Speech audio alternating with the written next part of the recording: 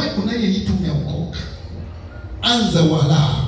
Mungu anasema kwa sehemu ndogo kabisa kwamba anza walau kuomba masaa mawili kwa kunena kwa lugha. Kunena kwa lugha.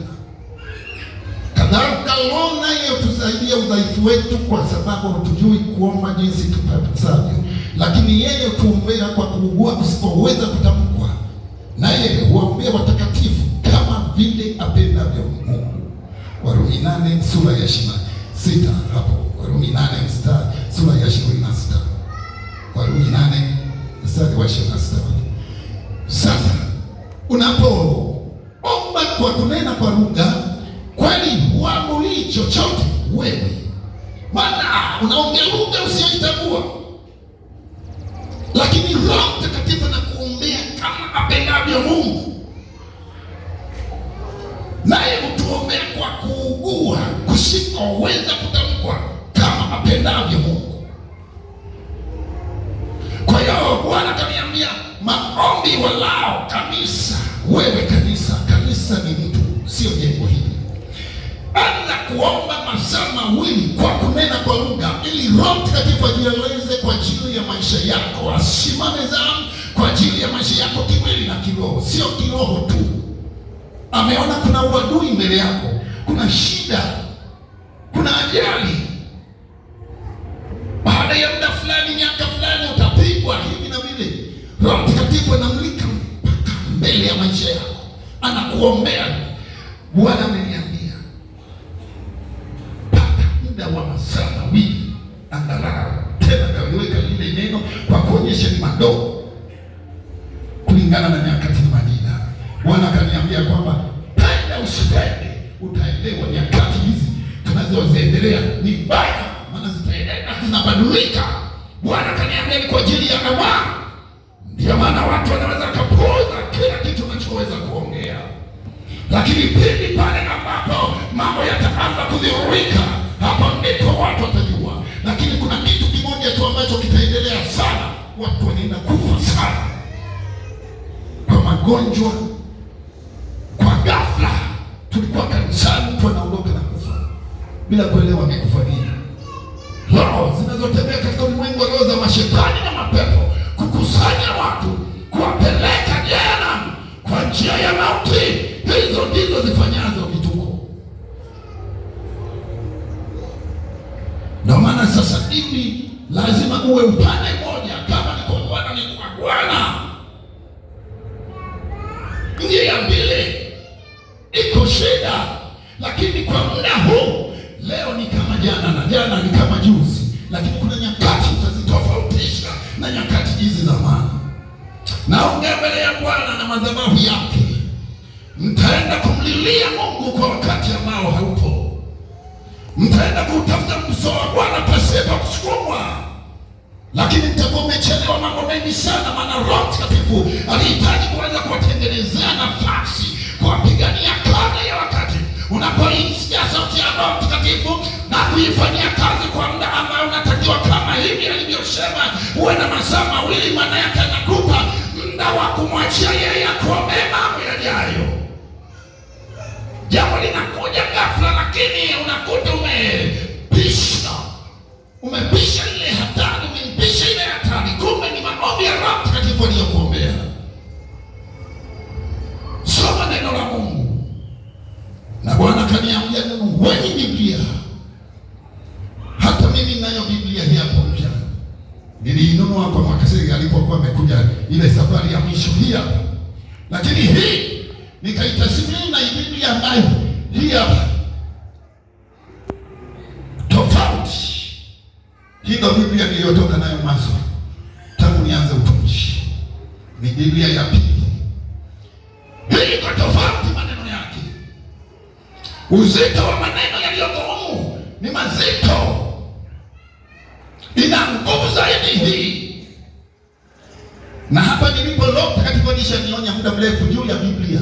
Kwa hiyo hapa nilipo na Biblia niliinua shilingi 80,000.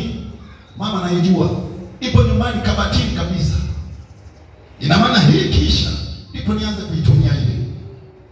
Na hii Biblia ina miaka karibu 20 hii.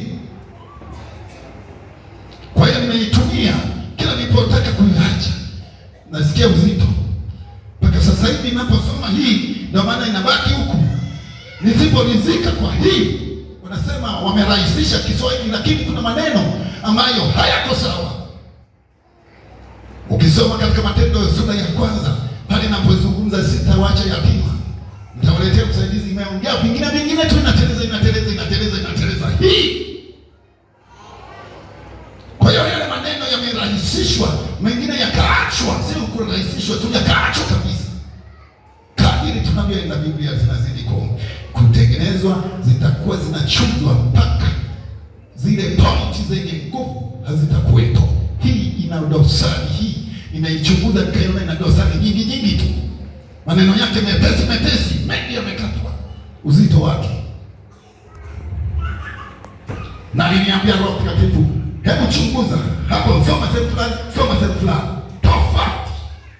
Hata kama ninaleta kama vile Kiswahili wanaita cha kisasa, lakini kuna maneno mengine hayapo. Kwa hiyo unaelewa, unapoisoma unaielewa kabisa, lakini haina maneno fulani yenye nguvu juu ya kile ambacho kingekuletea faida. Kwa hiyo Roho Mtakatifu akaniambia, nunua hiyo Biblia. Niliona kwa mtu fulani kama mimi anaomba ya Biblia. Hii bwana ni ile ya kizamani, huku imeandikwa na huku imeandikwa na mistari yake. Nafikiri ni shilingi 40 hii 80. Nikamwambia hiyo nakupa. Nikampa. Bwana Roho Mtakatifu akiniambia, kuna huyu hapa anauza Biblia. Nilimkuta na watu watatu. Baadaye nikamwomba Mungu akanifuata yeye mwenyewe. Huyu mchungaji wa hapa nauza Biblia. Wakati Mungu ameshazungumza nami, nikaichukua. Karatasi zake ni nzuri, haichaniki kama hizi. Kwa hiyo ni tahadhari ya kwangu kwa ajili ya Biblia zinazotoka, kama Mungu alivyoniambia. Kuipata kama ile niliyochukua hauna, vigumu sana, vilishaisha. Hata yeye alisema hii niliitunza muda mrefu kabisa, ilikuwa ya kwangu, na hii ndio Biblia. Akasema hii ndio Biblia mtumishi, kupita zile zingine. Akasema ndio maana Bwana nimeipenda. Akasema lakini ndio nimemaliza kabisa, nina shida tu. Akasema basi Mungu akusaidie, nashukuru umenipa. Wewe mpaka leo na mtihani mdogo wa tume ya ushindi. Mungu hapendi kuchelewa kanisani, unachelewa kamtihani hapa mpaka leo. Unaenda kuingia mashindano gani? Mara ngapi Mungu amezungumza na wewe? Ni kama alivyozungumza hapa kwamba unapoongea yanapita tu, lakini kuna wakati watatafuta uso wa Mungu, wataona. Ni Yakobo, yeye ni mashahidi. Kila kirudi hivi anakuta nimemwomba anitengenezee nyimbo za kuabudu. Wakiondoka wenzangu, naanza maombi ya kunena kwa lugha mpaka saa 9. Masaa 5 nikinena kwa lugha hapa, nimelala chini, na mara nyingine na sahau na kitabu chetu na weka kama mdogo nyuma. Ni kwa sababu ya hatari ninayoiona. Mmeshindwa hali ya utiifu tu kwenye ibada mara moja kwa wiki, alafu nakuja hiyo mara moja umechelewa. Hivyo tu. Kwa mashindano yaliyopo utayaona yamefika, alafu naanza kujipanga. Nguvu ya Roho Mtakatifu ndio inaanzia hapo, wewe kukuombea, wakati wengine wana muda wao wa miezi 8 wanaomba katika Roho Mtakatifu kwa masaa mengi. Na yanakuwa faida, maana Roho Mtakatifu anaponena hajifurahishi, lakini mimi naweza nikajifurahisha bila kujua. Naona kama ninaomba, lakini kumbe najifurahisha tu, wala Mungu hasikii, au Mungu alishapenda muda mrefu. Sasa Roho Mtakatifu hana tabia ya hivi. Mungu ameshatenda katika ulimwengu wa roho, alafu akarudia neno. Kwa naachilia asante, anaendelea na jambo jingine kwa ajili ya mtu yule ambaye anamwombea, aliyemwachia nafasi.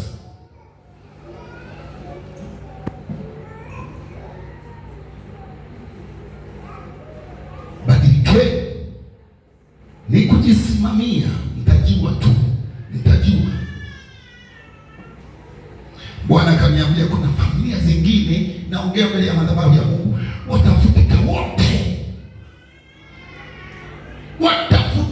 wote kwa vifo mbalimbali. hawana Yesu, wala nguvu za giza za mizindiko sio kali, wakivamiwa na wachawi wenye kiwango wanawezwa, maana wanatumia nguvu za giza.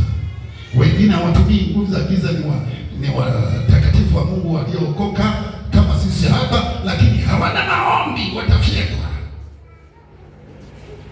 Familia nyingi zinaenda kuwa hazina watu nyingi. Familia nyingine tutakuwa tunakutana, tunazika watu watatu, wawili. Naongea mbele ya madhabahu ya Bwana, kama naongea na kwa Mungu anitabiki. Watatu, wawili itakuwa kawaida. Neno la Bwana linasema amani wataitafuta, lakini amani hawataiona tena. Hawataiona tena.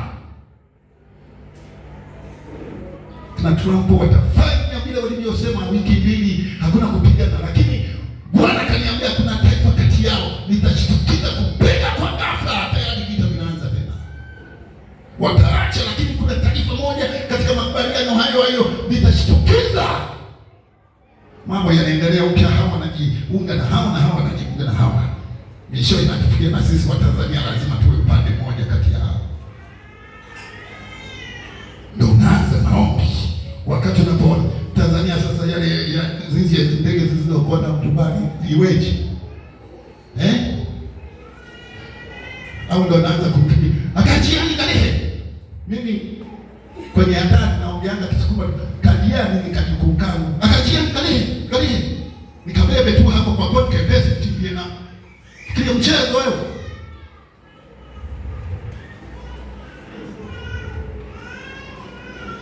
Neema ya Mungu mmepewa. Nimeambiwa na Bwana askofu kabla hajaniambia, ataniambia niwe naondoka kwenda kwenye makanisa yake kuwatabiria yale ambayo Mungu ananiambia juu ya nchi na juu ya kanisa. Utakuja uelewe kwamba alisema hivi kweli, hayupo kwa kuwa ameitwa na baba askofu. Hajawahi kuniita hata mara moja, lakini Roho Mtakatifu ananiambia huduma yangu anaielewa kabisa, baba anaielewa.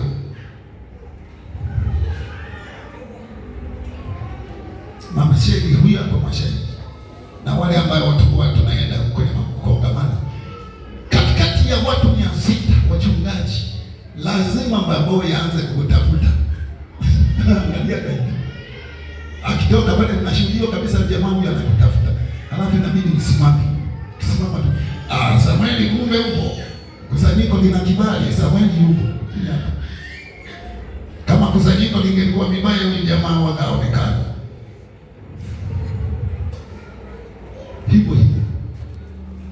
Ukiona sijaenda, kuna kitu hakiko sawa. Nikisikia msukumo, kuna kitu cha kwangu na faida na kanisa. Yeye alishaelewa. Sema Samueli amekuja, tayari hapa tuna kibali kwa Bwana. Nini? Ni mtume, lakini ndani yake kuna unabii. Si nabii wa kuona mbele, nabii wa muda. Yeye ni mtume aliyebeba miujiza na mamlaka. Mimi ni nabii ndani ya kanisa na kanisa ndani ya Tanzania. Bwana aliniambia nikikubali, mimi nabii wa nchi. Kwa wale waliokuwepo kule na vile Mungu alivyoongea na mimi, nitaimulikia nchi sana. Simama pale ulipo. Ujumbe huu hauendani na kuombea ugonjwa. Inua mkono wako juu. Sema neno hili: Bwana Yesu, tumesikia neno lako. Naomba neema yako iwe pamoja nami, isinipungukie Baba, katika jina la Yesu. Bila ya wewe siwezi. Nahitaji msaada wako. Nahitaji msaada wako. Kuomba masaa mawili niliyohitaji siwezi. Nahitaji msaada wako. Kutii juu ya muda nimejitahidi, nimeshindwa. Siwezi. Naomba msaada wako. Kutii juu ya ibada, kufika ibadani kwa siku za katikati, siwezi. Naomba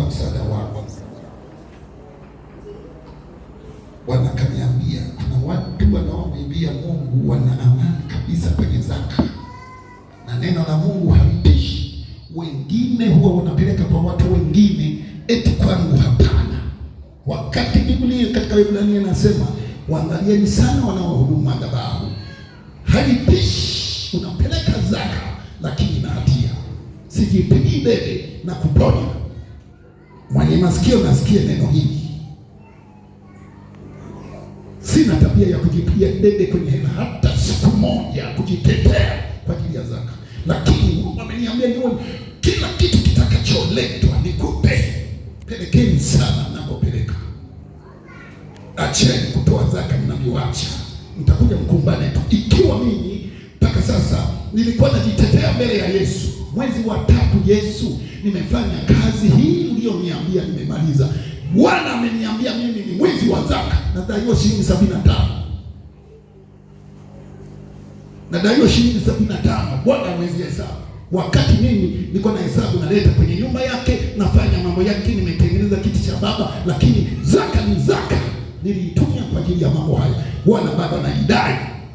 Je, wewe usiyesikia sauti ya Mungu kama mimi ninavyoisikia, halafu kwa neema ya Mungu niliyopewa nakupa neno halafu nalidharau, utafika wapi? Baba wa mbingu na nchi, na waweka wanangu mikononi mwako. Naomba Bwana uguse kila ufahamu wa mtu, kila ubongo wa mtu. Jifunue kwa mapana, watu wako wakujue kwa kina marefu na mapana. Yesu, naomba neema yako iwawezeshe kufanya kile ambacho Yesu anahitaji kifanyike. Wewe ni Baba, utukufu na heshima ni kwako. Katika jina la Yesu wote tuseme amina. Karibu.